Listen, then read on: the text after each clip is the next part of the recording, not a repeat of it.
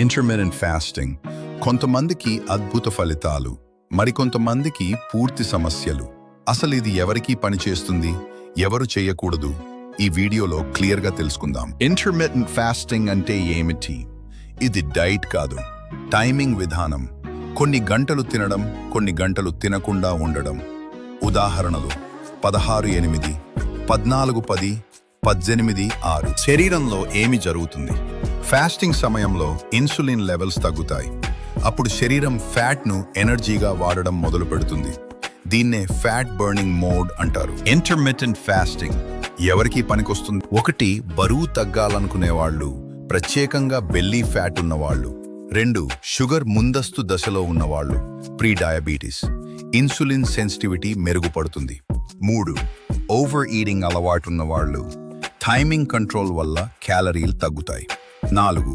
Desk job చేసేవాళ్ళు, sedentary life style ఉన్న వాళ్లకు ఇది సులభంగా ఫాలో అవుతుంది. 5. స్ట్రక్చర్ కావాలనుకునేవాళ్ళు, ఎప్పుడు తినాలి అనే క్లారిటీ, డిసిప్లిన్ పెంచుతుంది. ఇంటర్మిటెంట్ ఫాస్టింగ్ ఎవరు చేయకూడదు? 1. షుగర్ పూర్తిగా ఉన్నవాళ్ళు, మందులు వాడేవాళ్ళు, డాక్టర్ సలహా లేకుండా చేయకూడదు.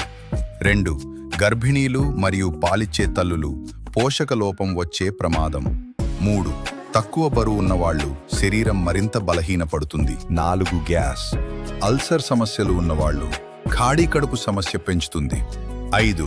హార్మోనల్ ఇష్యూస్, థైరాయిడ్ పీరియడ్ సమస్యలు ఉన్నవాళ్ళు జాగ్రత్త అవసరం. తరచుగా జరిగే తప్పులు: ఫాస్టింగ్ పేరుతో జంక్ తినడం, నీరు తాగకపోవడం, ప్రోటీన్ తీసుకోకపోవడం, చాలా ఎక్కువ గంటలు ఫాస్టింగ్.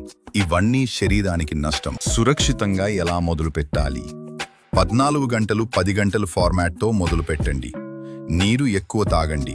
ప్రోటీన్ ప్లస్ ఫైబర్ ఉన్న భోజనం. కాఫీ/టీ షుగర్ లేకుండా. శరీరం సిగ్నల్స్ వినండి. ఇంటర్మిటెంట్ ఫాస్టింగ్ అందరికీ కాదు, సరైన వ్యక్తికి సరైన విధానంలో చేస్తే ఫలితం ఉంటుంది. మీ శరీరాన్ని అర్థం చేసుకోండి, ట్రెండ్ను కాదు. ఇలాంటి సైన్స్ ఆధారిత వీడియోల కోసం బయోడీకోడ్ ఫిట్నెస్ని ఫాలో చేయండి.